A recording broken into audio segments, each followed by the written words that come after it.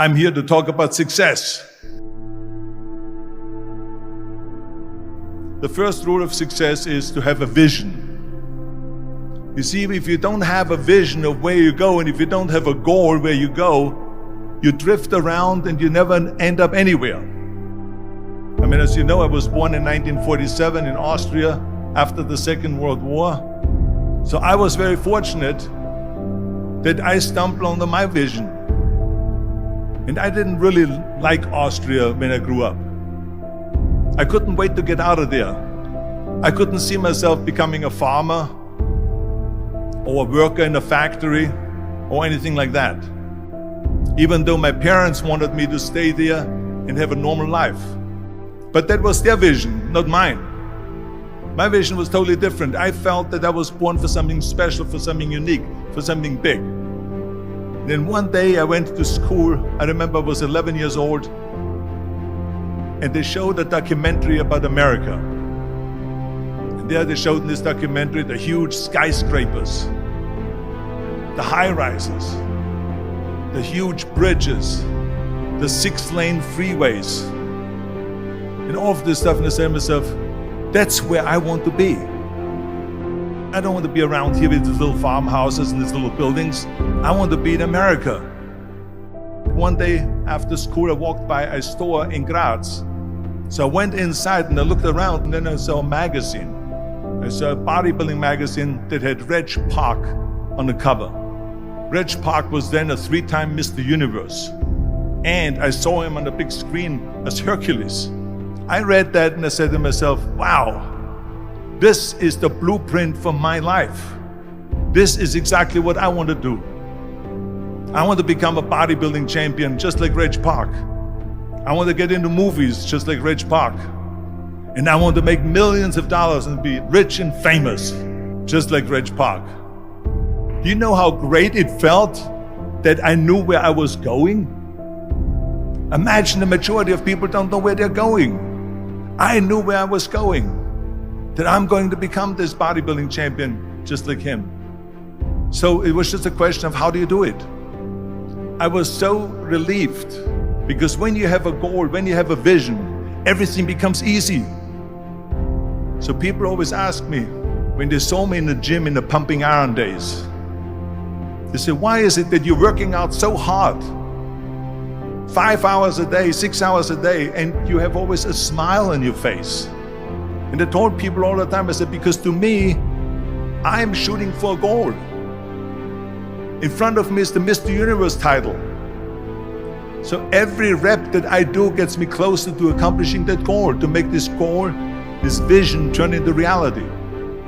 Every single set that I do, every repetition, every weight that I lift will get me a step closer to turn this goal into reality. So I couldn't wait to do another 500-pound squat. I couldn't wait to do another 500-pound bench press. I couldn't wait to do another 2,000 reps of sit-ups. I couldn't wait for the next exercise. At the age of 20, I went to London and I won the Mr. Universe contest as the youngest Mr. Universe ever. And it was because I had a goal. So let me tell you something, visualizing your goal and going after it makes it fun. You got to have a purpose no matter what you do in life. You got to have a purpose.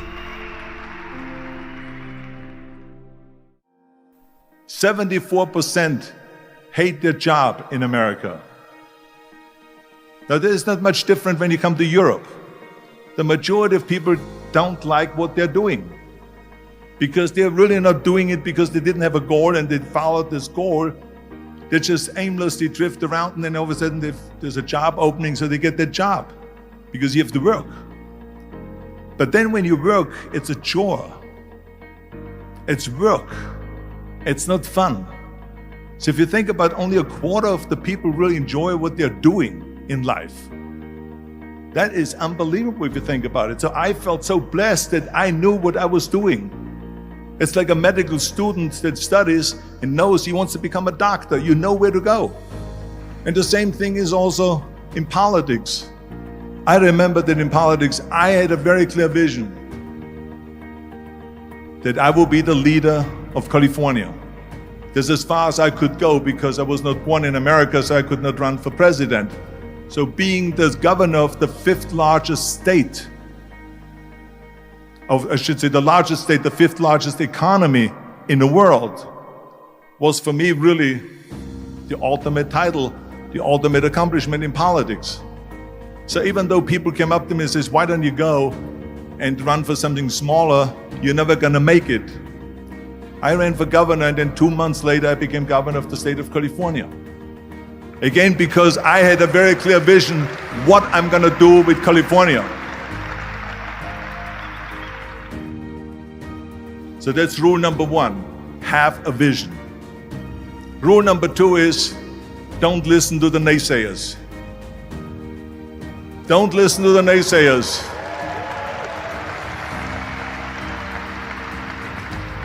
Everything I ever did, the thing that I heard out of people's mouth was, that's impossible. That can't be done. Or no. That is exactly what I heard, and of course I proved to the people that it can't be done. So whenever someone said to me, it can't be done, I heard, it can be done. When they said no, I heard yes. And when they said it's impossible, I heard, it is possible. I'm a strong believer of what Nelson Mandela said, that everything is always impossible until someone does it. Well, I'm gonna be the one, I said to myself, I'm gonna do it and I'm gonna show it to them. Maybe it has never been done before. That's perfectly fine with me. But I'm gonna do it. And I did not listen to the naysayers. It's all about the hard work that you put in. I said to myself, in bodybuilding I worked out 5-6 hours a day. I'm gonna do the same thing now for acting. And of course I went to college to study English. I studied the accent removal, acting classes, and all of this stuff, all day long. I worked and I worked and I worked. And within a short period of time, I made one movie called Hercules in New York, which of course went right into the toilet. But it didn't discourage me. I still had the same vision. And then all of a sudden I did Streets of San Francisco. I did Stay Hungry and Pumping Iron and The Villain. And then all of a sudden I was asked by Dino De Laurentiis and by Universal Studio to star in Conan the Barbarian. And after I did Conan the Barbarian, the director at the press conference said to the press, the director was John Milius. He said to the press, if we wouldn't have had Arnold, we would have had to build one. So think about that. The very body that they said can never be sold because the time is wrong. A few years later, I'm doing Conan the Barbarian, and it was the #1 hit at the box office when it came out in the summer of '82. Think about that. And the director says, if we wouldn't have had his body, we would have had to build one. So all of a sudden, my body became an asset, not a liability. And the same thing was with Terminator. After we were finished filming Terminator, Jim Cameron said to the press, if Arnold wouldn't have had that accent and talked like a machine, I think the movie wouldn't have worked. So think about that. The body and the accent that they attacked was an asset. But I didn't listen to those losers. I didn't listen to them at all. It's just the reality of it is that you cannot listen to the naysayers. So this is a very important lesson for all of you. So when someone says, no, this is a stupid idea, you in your mind, you don't have to say it, but in your mind just say to yourself, you're an asshole. What do you know?